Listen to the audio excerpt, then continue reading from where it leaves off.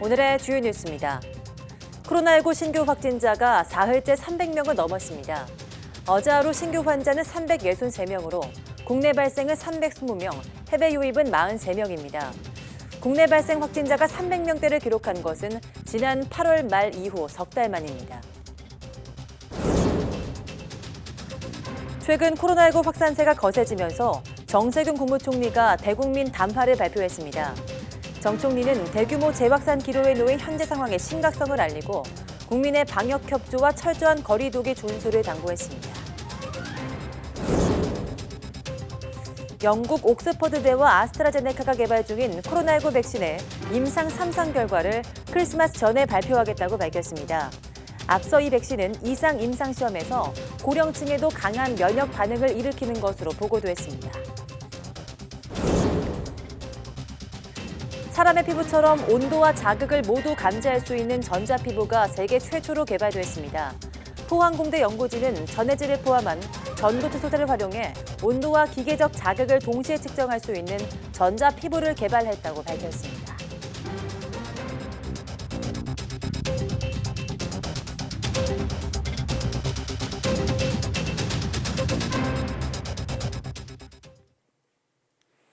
여러분 안녕하십니까? 11월 20일 사이언스 투데이입니다. 전국에서 코로나19 집단 감염이 잇따르면서 신규 확진자가 사흘째 300명을 넘었습니다. 중앙방역대책본부는 오늘 0시 기준 코로나19 신규 확진자가 363명 늘어 누적 환자는 3만 17명이라고 밝혔습니다. 신규 확진자 363명 중 국내 발생이 320명, 해외 유입은 43명입니다. 국내 발생 확진자는 전날보다 27명 늘었으며 지난 8월 말 이후 석 달 만에 처음으로 300명대를 기록했습니다. 국내 발생 상황을 지역별로 보면 서울이 127명, 경기 62명, 인천 29명으로 수도권에서만 218명이 추가됐습니다. 이 밖에 강원도가 24명으로 여전히 확산세가 거세고 경남이 18명, 충남이 15명, 전남이 14명을 기록하는 등 전국 14개 시도에서 환자가 나왔습니다. 해외 유입 확진자도 검역 단계에서 23명을 포함해 모두 43명이 확인됐습니다. 또 어제 사망자는 3명 늘어 누적 사망자는 501명입니다. 위중증 환자도 5명 늘어 84명이 됐습니다.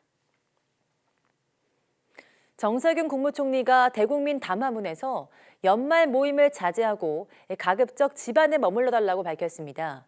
코로나19 확산세가 다시 거세진 만큼 국민의 방역 협조와 철저한 거리 두기 준수를 당부한 건데요. 직접 들어보겠습니다. 연말을 맞아 계획하고 있는 각종 모임을 최대한 자제해 주시고 필수적인 활동 이외에는 가급적 집안에 머물러 주십시오. 직장인들은 송년회, 회식 모임 등을 연기하거나 취소해 주시고 기업에서도 재택근무 등을 통해 일터 방역에 동참해 주실 것을 요청드립니다. 정부는 필요한 양의 백신을 제때 확보한다는 목표를 가지고 총력을 다하고 있습니다. 그때까지는 마스크 쓰기 등 철저한 방역 수칙 준수만이 유일한 예방책이라는 점을 한시라도 잊어서는 안 되겠습니다. 코로나19 확진자 수가 급증한 가운데 신규 확진자가 800명을 넘었다는 식의 감염병 관련 가짜뉴스가 또다시 기승을 부리고 있습니다. 경찰은 불안감을 확산시키고 방역 활동을 방해하는 불법 행위는 엄하게 처벌하겠다고 밝혔습니다. 안윤아 기자입니다. 그젯밤 SNS에 퍼진 문자 메시지입니다. 방역당국의 코로나19 신규 확진자 발표 형식을 그대로 따왔는데 오후 6시 기준 412명, 저녁 8시 기준으로는 432명이라고 하더니 밤 11시에는 급기야 800명을 넘어섰다고 공지합니다. 하지만 정부가 공식 발표한 0시 기준 신규 확진자는 343명, 가짜뉴스였던 겁니다. 연세대 긴급공지라는 제목의 문자 메시지도 돌았습니다. 소모임 참석자 전원 확진됐다는 내용인데 읽다 보면 가정에서도 마스크 착용 권유, 연세의료원 시행 거리두기 2단계 등 황당한 문구가 등장합니다. 역시나 거짓입니다. 최근 코로나19 확산세가 가팔라진 틈을 노려 불안감을 조성하는 가짜뉴스가 또다시 기승을 부리고 있습니다. 지자체와 의료계, 온 국민이 합심하여 대응하고 있는 상황에서 사실 무근의 허위 정보를 유포하는 행동은 방역 활동을 저해할 뿐 아니라 국민 건강과 안전을 위협하게 됩니다. 앞서 코로나19 백신을 맞으면 몸에 무선 인식 칩이 삽입된다거나 감염병과 무관한 장소에서 환자가 발생했다는 등 허위 정보가 논란을 빚기도 했습니다. 경찰은 엄중 대응하기로 했습니다. 경찰청은 긴급 공지를 통해 질병관리청 등 관계기관과 허위 사실 모니터링을 강화하고 생산자와 유포자는 끝까지 추적해 처벌하겠다고 강조했습니다. 사실 이런 부분들은 일반 국민들에게 큰 혼란을 주면 물론이고 방역 당국에 대해서도 업무적으로 그 부담을 주는 요소이기 때문에 방역 당국은 출처불명의 가짜 정보에 현혹되지 말고 공식 발표되는 내용을 바탕으로 개인 방역에 힘써달라고 거듭 당부했습니다. YTN 안윤혁입니다. 문재인 대통령이 오늘부터 4일 동안 에이펙과 G20 정상회의에 화상으로 참여합니다. 미국 대선 이후 처음으로 트럼프 대통령도 외교 무대에 나올 것으로 보이는데요. 시진핑 중국 국가주석과의 신경전이 예상됩니다. 나윤수 기자가 보도합니다. 아시아 태평양 경제협력체 에이펙과 주요 20개국 협의체인 G20 정상회의가 사흘 동안 화상으로 개최됩니다. 문재인 대통령은 회의에서 한국의 코로나19 방역 경험을 공유하고 인도적 지원과 치료제, 백신 개발 노력 등을 소개할 예정입니다. 또 포스트 코로나 시대의 전략으로서 한국판 뉴딜 정책을 알리고 세계 경제 회복과 지속 가능한 발전을 위한 국제 협력을 촉구할 계획입니다. 특히 지난주 아세안 관련 회의에서부터 강조해온 필수 인력의 원활한 이동의 필요성을 다시 언급할 것으로 보입니다. 앞으로도 방역을 저해하지 않는 범위에서 기업인의 왕래가 더욱 확대되기를 기대합니다. 청와대 관계자는 G20 정상회의 정상선언문에 필수 인력의 이동을 원활히 하기 위한 구체적인 조치를 모색한다는 내용을 넣기 위해 노력하고 있다고 설명했습니다. 에이펙 정상회의는 임기를 얼마 남겨두지 않은 도널드 트럼프 미국 대통령과 시진핑 중국 국가주석의 마지막 충돌의 장이 될 수도 있습니다. 미 대선 이후 좀처럼 공식 일정을 잡지 않았던 트럼프 대통령이 막판 회의 참석을 결정한 것으로 전해집니다. 중국이 지난 15일 역내 포괄적 경제 동반자 협정에 서명하며 다시 한번 존재감을 드러낸 만큼 트럼프 대통령의 참석 결정에 중국 견제 의도가 깔려 있다는 분석입니다. 시 주석 역시 미 대선에서 패배한 트럼프 대통령을 향해 강경 발언을 쏟아낼 가능성이 있어서 미중 신경전 속에 정상 성명 등이 순조롭게 도출될 수 있을지 관심이 쏠립니다. YTN 나윤수입니다. 사람 피부처럼 온도와 자극을 모두 감지할 수 있는 전자피부가 개발됐습니다. 포항공대 정운용 교수, 유인상 박사와 미국 스탠퍼드대 공동연구팀은 온도와 기계적 자극을 동시에 측정할 수 있는 전자피부를 세계 최초로 개발했다고 밝혔습니다. 개발된 전자피부는 전해질을 함유한 이온 전도체 소재로 만들어졌고 꼬집기나 비틀림, 벌림 등의 다양한 움직임은 물론 차갑거나 뜨거운 온도에도 반응한다고 연구팀은 설명했습니다. 또 전해질과 전극의 간단한 구조로 만들어져 온도 센서나 인간형 로봇 등 다양한 분야에도 활용 가능하다고 밝혔습니다. 이번 연구 결과는 과학 분야의 최고 권위 잡지인 사이언스지에 실렸습니다. 네, 어제 이례적인 가을 폭우는 서울 등 중서부 지방이 마치 여름철 같은 장대비를 펴보았습니다. 서울에 무려 100mm에 가까운 비가 집중됐는데요. 11월 기준 역대 가장 많은 양으로 기상 관측이 시작된 이후 113년 만에 처음입니다. 정혜윤 기자입니다. 어두컴컴한 하늘에서 제법 굵은 비가 쏟아집니다. 작은 우산으로는 비를 막기 힘들 정도의 강도입니다. 가을답지 않은 비에 출근길 시민들은 물론 길게 늘어선 차들도 전조등을 켠 채 조심스레 이동합니다. 서울 등 수도권에는 아침 한때 호우특보가 내려진 가운데 시간당 20에서 30mm의 장대비가 쏟아졌습니다. 여의도에는 낮까지 무려 96mm의 호우가 쏟아졌고 서울 공식 기록도 86.9mm로 11월 기준 역대 최대 강우량을 기록했습니다. 관측이 시작된 1907년 이래 113년 만에 가장 심한 가을 폭우입니다. 그 밖에 광명과 의정부 등 일부 내륙과 제주 산간에도 100mm 안팎의 호우가 기록됐습니다. 최근 따뜻한 남풍이 불면서 기온이 봄에서 초여름 수준까지 오른 데다 새벽부터는 북서쪽에서 찬 공기를 포함한 강한 저기압이 남아있습니다. 기온차로 인한 대기 불안정이 심해지면서 내륙에 역대급 가을 폭우가 쏟아지는 겁니다. 비는 밤사이 모두 그치겠고 오늘은 낮부터 점차 맑아질 것으로 보입니다.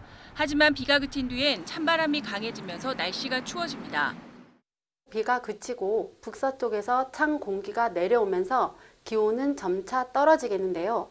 20일 아침 기온은 19일 아침 기온보다 중부지방과 전라도는 15도 이상, 그 밖의 지역은 10도 이상 크게 떨어져 쌀쌀하겠습니다. 특히 다음 주 초반에는 서울 아침 기온이 영하로 떨어지는 등 또다시 겨울 추위가 찾아올 것으로 보여 변덕스러운 날씨에 대한 주의가 필요합니다. YTN 정혜윤입니다.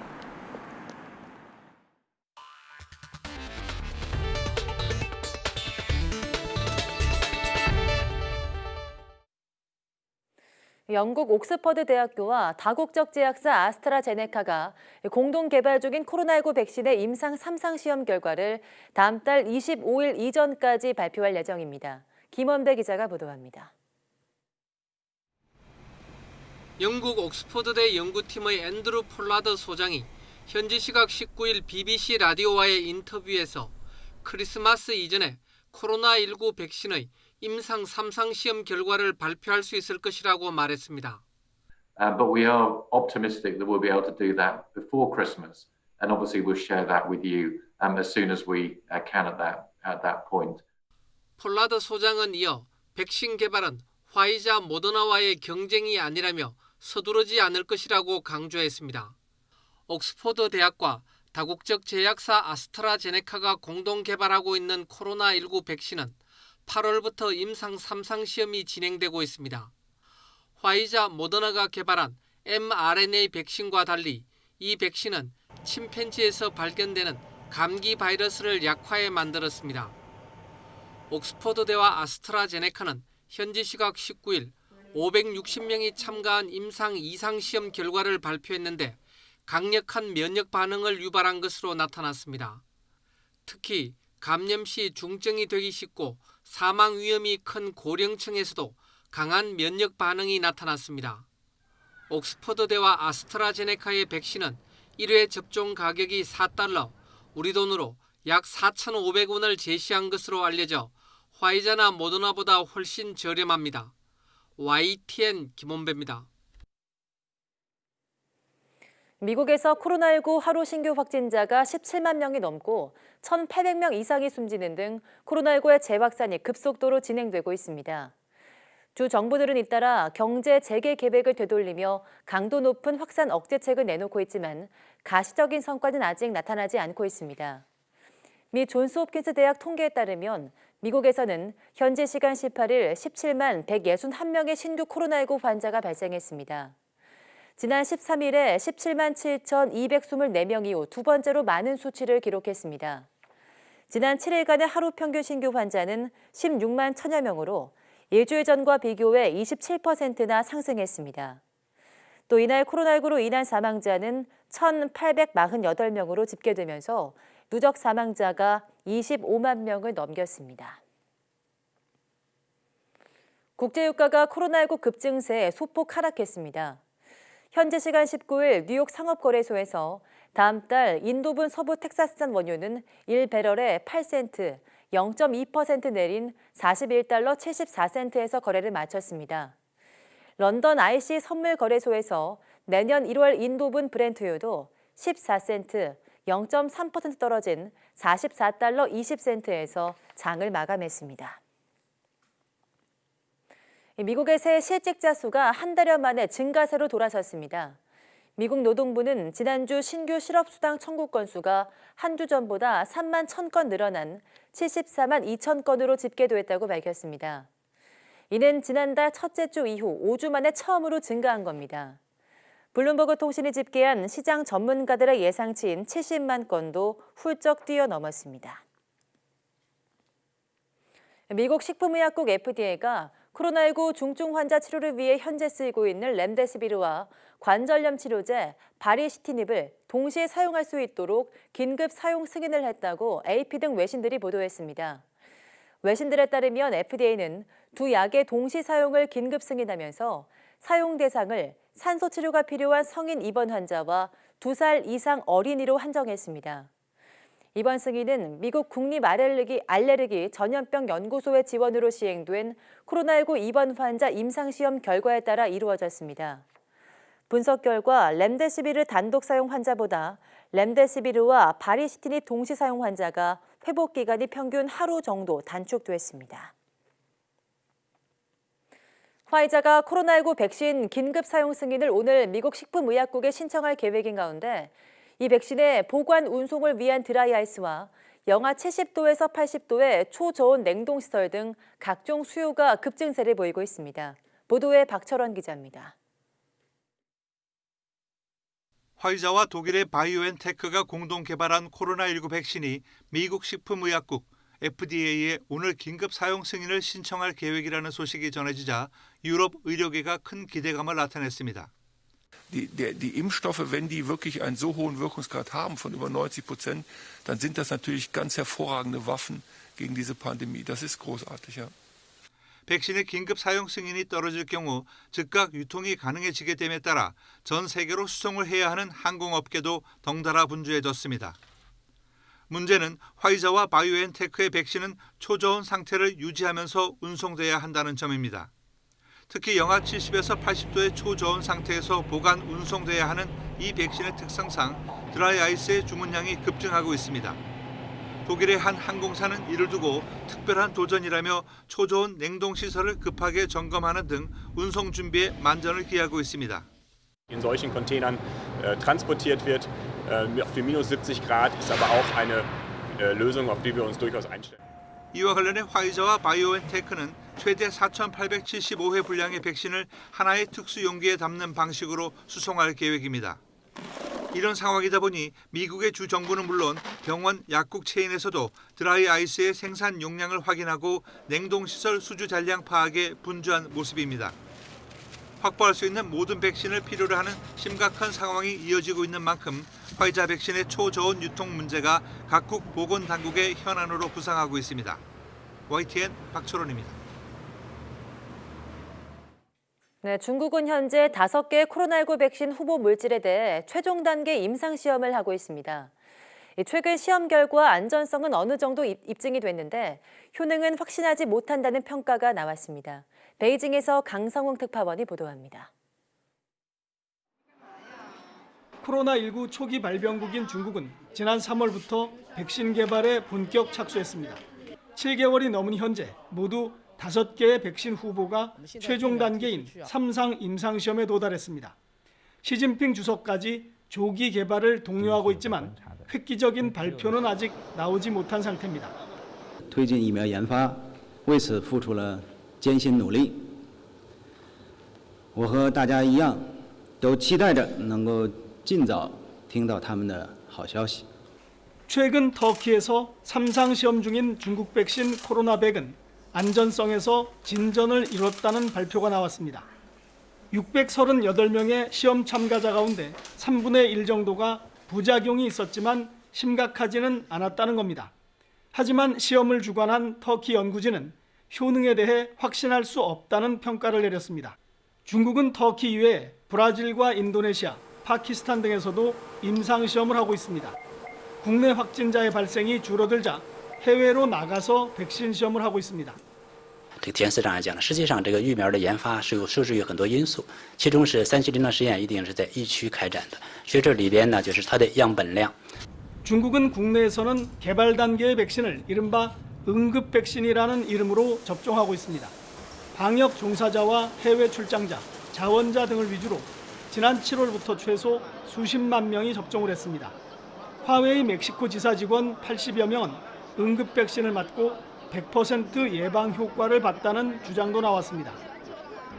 코로나19 백신 개발에 각국이 경쟁적으로 뛰어들면서 충분히 검증이 되기도 전에 성과를 앞다퉈 발표하고 있다는 지적도 나오고 있습니다. 베이징에서 YTN 강성웅입니다.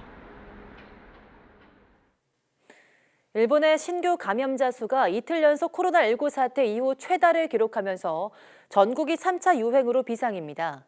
하지만 스가 총리는 회식 때도 마스크를 쓰란 말 외 이렇다 할 대책을 내놓지 않은 채 여행과 외식 지원 캠페인을 계속 이어갈 생각인데요. 도쿄에서 이경아 특파원이 보도합니다. 도쿄는 코로나19 신규 감염자가 처음으로 하루 500명을 넘어서면서 이틀 연속 최다를 기록했습니다. 감염 경로를 알 수 없는 환자와 중장년층 감염이 늘고 있다는 점에서 심각한 상황으로 도쿄도는 보고 있습니다. 지난 9월 한 단계 낮췄던 코로나19 경계 수준도 최고 수준으로 다시 격상했습니다. 最高レベルの4段階目になったこと、これに危機感を抱いて、感染拡大の防止、そして社会経済活動の両立に向けた施策の推進を 도쿄도는 그러나 감염 예방을 위한 영업시간 단축이나 여행 등 외출 자제 요청은 따로 하지 않았습니다. 스가 총리도 전국 감염자 수가 2,000명을 넘어선 뒤 최대한 경계해야 한다고 강조하면서도 구체적인 대책은 언급하지 않았습니다. 그러면서 큰 소리로 얘기하다 감염되는 경우가 많다며 회식 때도 마스크를 써달라고 당부했습니다. ぜひ皆さん静かなマスク会食これをぜひお願いをしたいこのように思います。私も今日から決定をしたいと思います。 급속한 감염 확산 속에 정부가 여행과 외식을 지원하는 정책을 이어가는 것을 놓고 논란도 커지고 있습니다. 이런 지원책이 전국의 감염을 확산시킨 한 요인인데도 개인 위생을 강조하며 정부가 국민에게 책임을 떠넘기려 한다는 겁니다. 일본 의사회는 지금 신속히 강력한 대책을 내놓지 않으면 감염이 걷잡을 수 없이 확산할 수 있다고 경고했습니다. 国民の皆様にはぜひ秋の我慢の3連休としていただきたい。コロナに慣れないでください。コロナを甘く見ないでください。 경기가 조금씩 살아나기 시작하는데 또다시 코로나19 예방을 위해 사회경제 활동을 제약하는데 일본 정부는 소극적입니다. 하지만 각자 조심하자는 당부만으로 1, 2차를 뛰어넘는 3차 유행을 통제할 수 있을 것인지 우려의 목소리가 커지고 있습니다. 도쿄에서 YTN 이경아입니다.